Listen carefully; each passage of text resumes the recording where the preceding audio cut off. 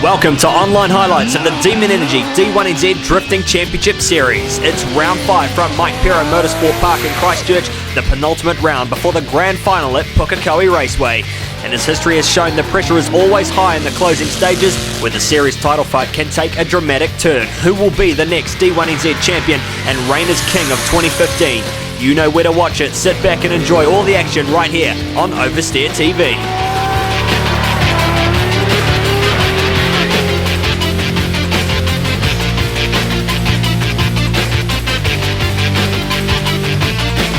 So after round 4 at Hampton Downs, it was Darren Kelly reclaiming the lead for the championship, 30.5 points ahead of Andrew Redwood, and right behind them though is the likes of Fangadan, Gaz Wider and Kurt Whitaker, all in the top 5. In fact, everyone in the top 6 has featured on the podium this season. The intensity of the title fight will go down to the wire at Pukekohe. So we've got 3 very consistent drivers and all D1NZ champions right behind us, so I think we have a 30-point lead over Andrew and 50 over Fanger, and not far behind is Gaz. So yeah, it's the pressure's still on, and it's definitely not going to be easy over the next 2 rounds. So round 5 of the D1NZ D1NZ Tour brings us to Christchurch Mike Pero Motorsport Park, where locally based motorsport company LINK ECU signed on as the official cup sponsor, unveiling the brand new LINK G4 Fury to D1NZ teams with a pre-event barbecue at the track. Thanks to LINK ECU, D1NZ returns to the longest drift section in New Zealand. The iconic B-track drift circuit at Mike Pero Motorsport Park is a popular track for many, this year featuring new judging criteria for round 5. There are 5 turns, including a big double apex to make up the drift section. Judges were looking for smooth, consistent laps and accurate positioning of the car along the clipping points.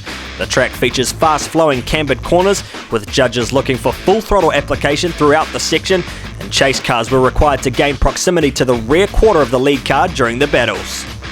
Let's take a look at the highlights of practice and qualifying, and it was tyre wear that was the big talking point of the weekend, with top teams only getting 2 strong laps to a set of tyres, the length of the drift course punishing grip levels in the heat of competition.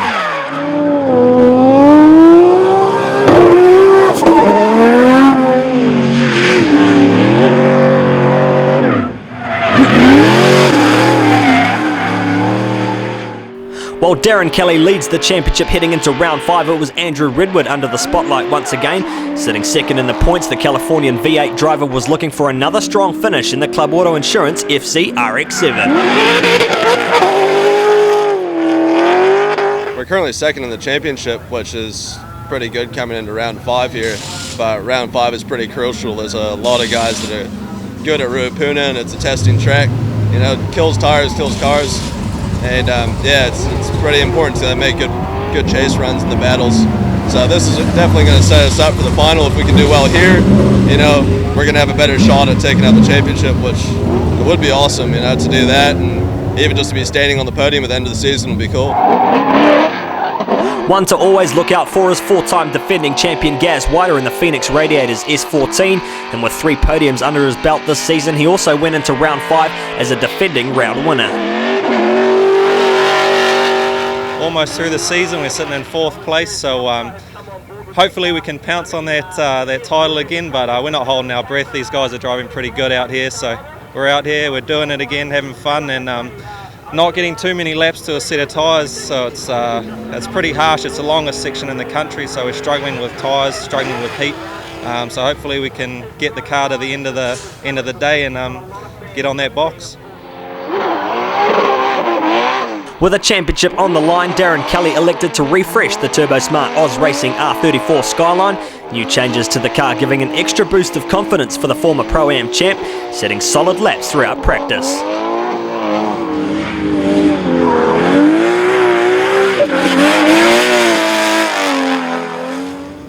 So between round 4 and 5, we done quite a major revamp of the fuel system and engine setup. Went to a bigger turbo, changed to E85 fuel to try to cut out some of the lag from going to a bigger turbo. Cut the rear of the car off, it was a bit bent from previous rounds, the concrete rounds, and just slightly rubbing the walls. It's had a bit of a hard life, this car, so needed a bit of a tidy up.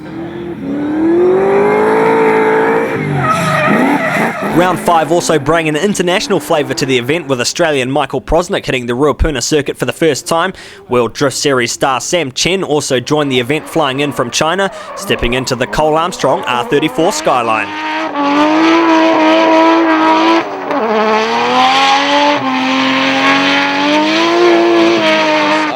I used to drive my S15 with the 2.2 Kaden. It's 4-cylinder one, but that one is RB30 with 6-cylinder, massive power on it. It's good. You just keep on the throttle, never release. Just make it a go. A lot of torque and make a lot of smoke.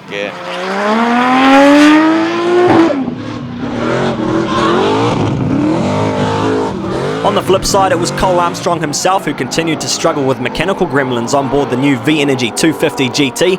Unfortunately for Sam Chen, this put the team boss back into his old car for qualifying.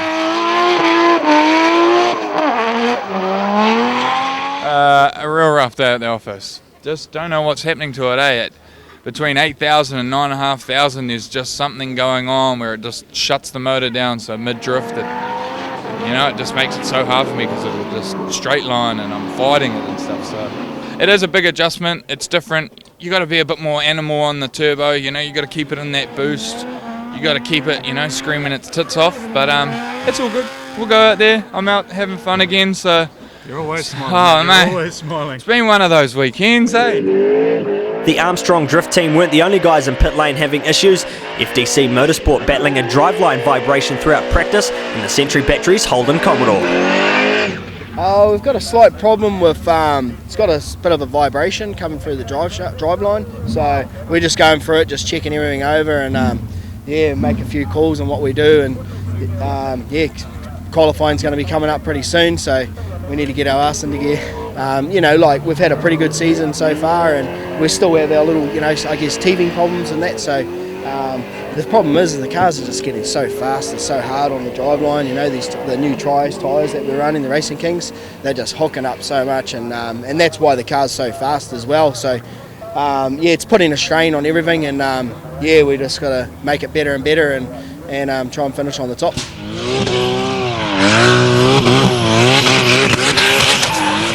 Christchurch local and southern drifting icon Phil Sutherland enjoyed shredding on his home turf, the Monster 2JZ powered R34 smoking a pair of tyres in just over a lap. Phil was another driver suffering from mechanical dramas though, and after blowing a clutch in practice, Pro-Am driver Ben Wilkinson offered up a seat in the Pack and Save Nissan S13.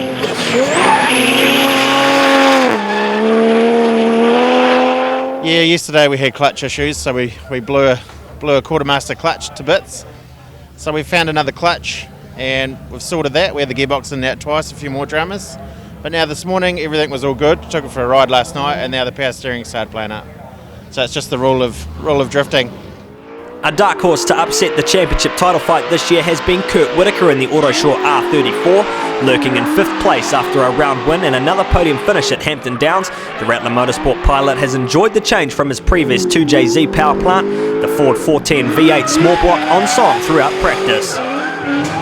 Yeah, there's definitely, this whole season has been about adjusting, going from the 2J to the V8. Not only the balance of the car, just the way that I need to drive it. You have to. It's really angry, it's really aggressive, so you've got to be really nice with the throttle. But the good thing is the power is always there. So adjusting the driving style here, it's a lot of full throttle. So it's not so bad. It's just getting that adjustment of the setup and the way that it swings and when you can.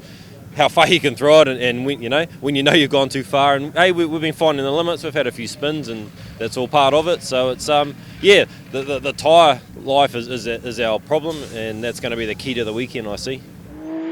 Someone who has stayed with the Turbo 2JZ package though is Danum Templeman in the NAC Insurance FD RX7, setting some of the fastest laps throughout the weekend.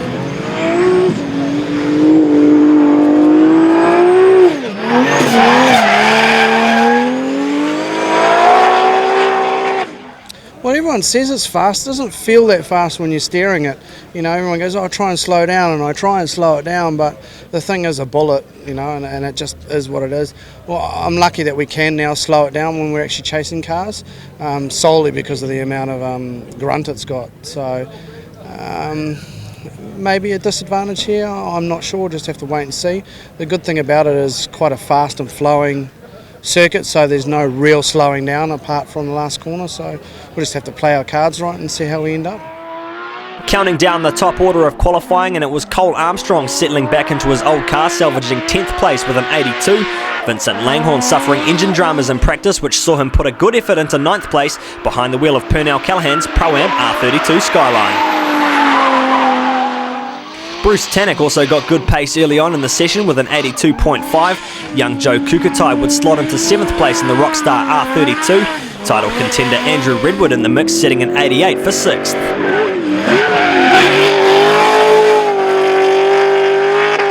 Kurt Whitaker set strong laps to take a 90-point pass for 5th place. Dainham Templeman putting another turbo into the mix in 4th.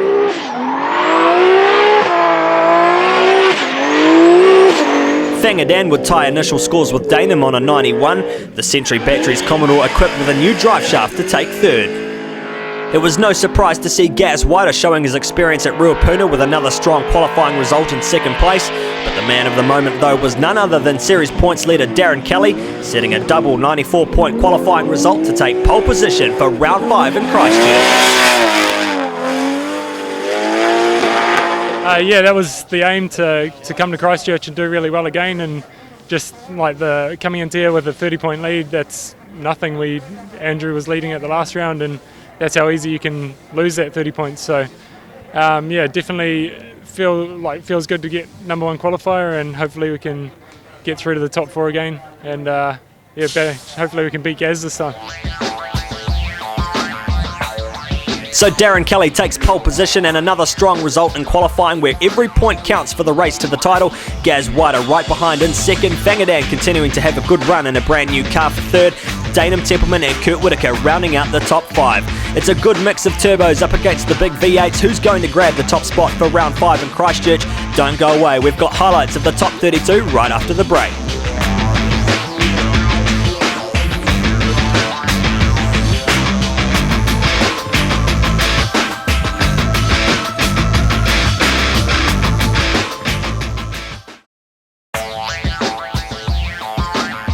Welcome back, it's time for the top 32 highlights, round 5 of the 2015 Demon Energy D1NZ Championship Series, and it was Brad Smith taking a dominating win over Drift South's Ben Luff in the Burger Fuel 350Z, the supercharged VQ35 powering away in the lead before finishing the job in the chase.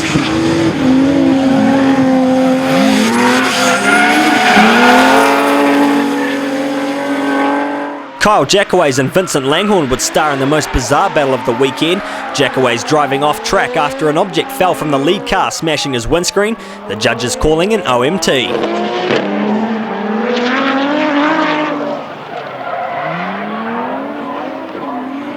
In the rerun, Kyle Jackaways still couldn't pull it together in the final sector.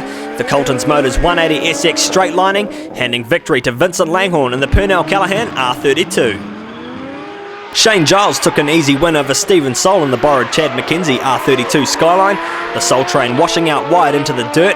Dave Steedman also getting an easy victory over Adam Hedges, the Nankang Tyres S14 dropping 2 wheels off the track.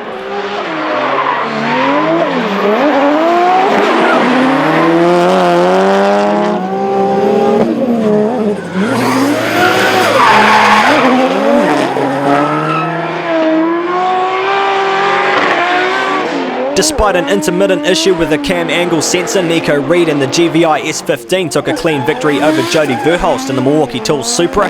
Cole Armstrong taking a win over Phil Sutherland, who got it all wrong on the entry.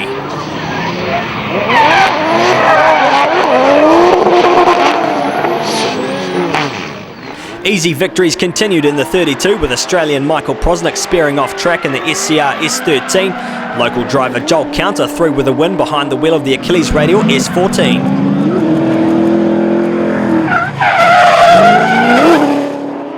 Drew Donovan and Shane Allen rounded out the top 32. The BOC SB Tools Falcon too far offline at the crucial part of the drift section. Drew Donovan staying on the clipping points to take victory in the Milwaukee Tools S15. Into the top 16, and series points leader Darren Kelly benefited from a bye run in the 32, taking a win over Brad Smith after the Burger Fuel 350Z put a wheel off in the dirt.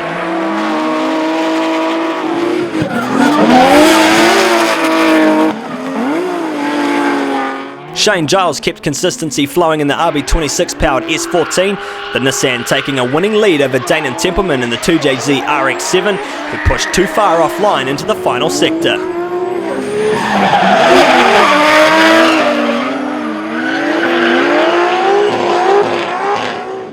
Dave Steedman enjoyed a good run in the 16, taking on Kurt Whitaker. The Mimico S14 pushing the Autoshore Skyline into a rerun, but it was Whitaker grabbing a 10-0 advantage after Steedman took a spin on entry. In the final pass, Steedman put on a superb lead, but Whitaker was chasing hard right behind to take victory into the top 8.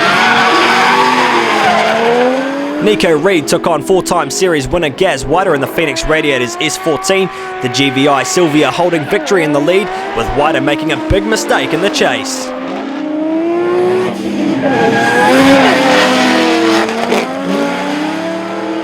It was a side-by-side battle of four-door Skylines with Joe Kukatai leading out Cole Armstrong in the top 16, the Rockstar R32 holding its ground over the V-Energy R34, Armstrong making a big mistake into turn 4. Fangadan gave chase to Joel Counter in the Achilles Radial S14. It was the Century Batteries Commodore holding the advantage, Fanga not holding back in the chase run to take victory into the top 8.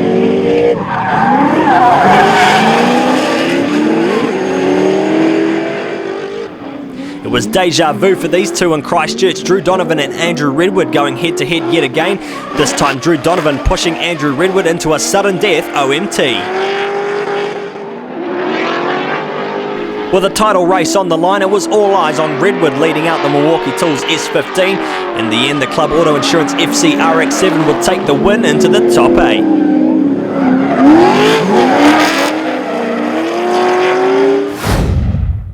On the other side of the championship fight, Darren Kelly was looking very strong behind the wheel of the turbo-smart Oz Racing Skyline, winning an advantage first pass over Bruce Tannock in the Achilles Radial S13.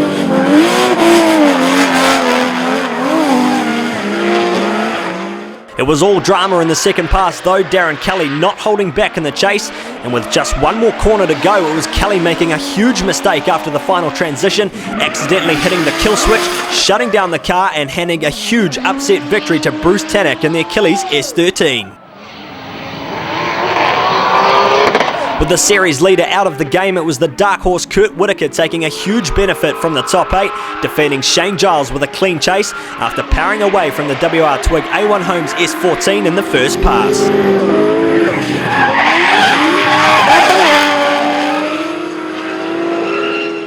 After battling gearbox issues throughout practice, Nico continued to set consistent laps in the Genuine Vehicle Imports S15. Using only 3rd and 4th gear, the former Pro-Am champion took on another victory, this time defeating Joe Kukatai in the Rockstar R32. With Darren Kelly out of the game, it was time for Andrew Redwood to make moves into the top 4. Two-time former champ Fangadan wasn't going to make it easy though, the Century Batteries Commodore setting the pace out front. The second pass wasn't without controversy as contact was made on entry, and with a broken body kit flying off the Club Auto RX7, the judges called for an OMT. This time it was Redwood putting it all on the line, only to overcook it in his chase run, handing victory to the Century Batteries Commodore.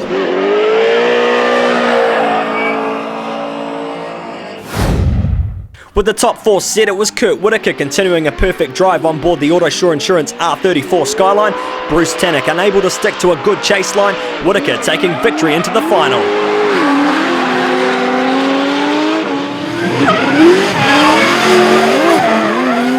While battling engine and gearbox dramas, Nico Reid continued to impress in front of a cheering crowd, taking on Fangadan in the V8 Commodore.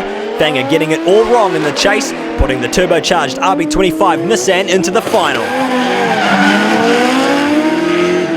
This would see Fanga take on Bruce Tannock for the battle for 3rd place, Tannock chasing hard for his first ever D1NZ podium.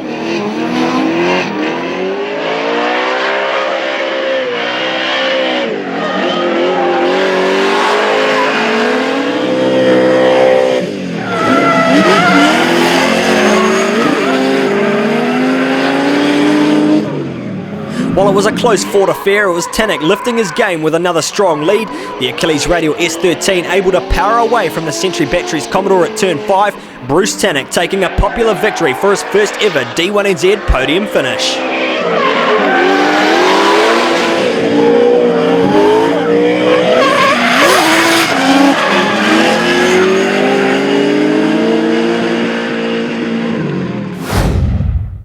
The final battle was set to be a turbo vs V8 showdown, but it was a whole lot of bad luck for Nico Reed in the GVI S15, falling out of gear during the rolling start. Kurt Whitaker powering away with a 10-0 advantage in the Autosure R34.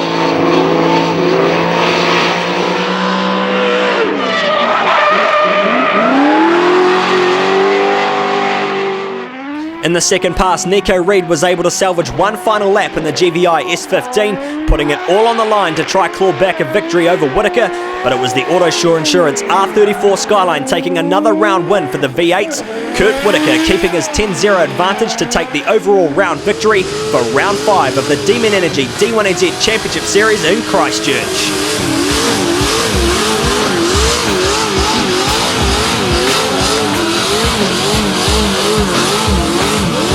So Kurt Whitaker takes another round victory for the season and absolutely blows apart the championship title race. Nico Reed taking a hard-earned second place and Bruce Tanak claiming a fantastic third place result, his first ever podium in the D1NZ Championship. Yeah, in the last 3 years we've had things break, and we're going real well. The car is strong here. I really like this track. It's fast, it's flowing, and the competition has been fierce this weekend. It's been unbelievable. It was some epic battles. Had a pre-run against Steedman in my first battle, and he really put it to me. Giles, Bruce, and Nico, man, they were wicked battles. It would have been good, if Nico didn't have a breakage, and we really could have had a solid battle. But I take my hat off to everyone, and it was wicked. It was cool. So Kurt Whitaker shakes off his Ruapuna curse to take a superb round win, his second round win of the season, and between him and Whangadan making the top 4, this has caused a huge shake-up to the championship points heading into the final round at Pukekohe. Darren Kelly still manages to hold a 35-point lead after taking pole position, but Whitaker moves right up into second place on 388. Redwood just 3 points behind, and Whangadan now becomes the dark horse for the grand final, sitting on 382. The title race has just become one of the closest fought championships in the history of D1NZ. It will go down to the wire at the grand final as the victory burnouts roll out for Christchurch. Stay tuned for extended coverage including onboards and raw footage from round 5, but make sure you strap yourself in for one wild ride at Pukekohe. After 4 years away, D1NZ returns to one of the world's fastest drift sections, May 23rd and 24th, Pukekohe Park Raceway. Tune in live at oversteertv.co.nz or get down trackside and watch the grand final unfold. Be sure to book your tickets early, iticket.co.nz. We'll see you there. Who will be the next New Zealand Drift Champion? Check us out on facebook.com/oversteertv.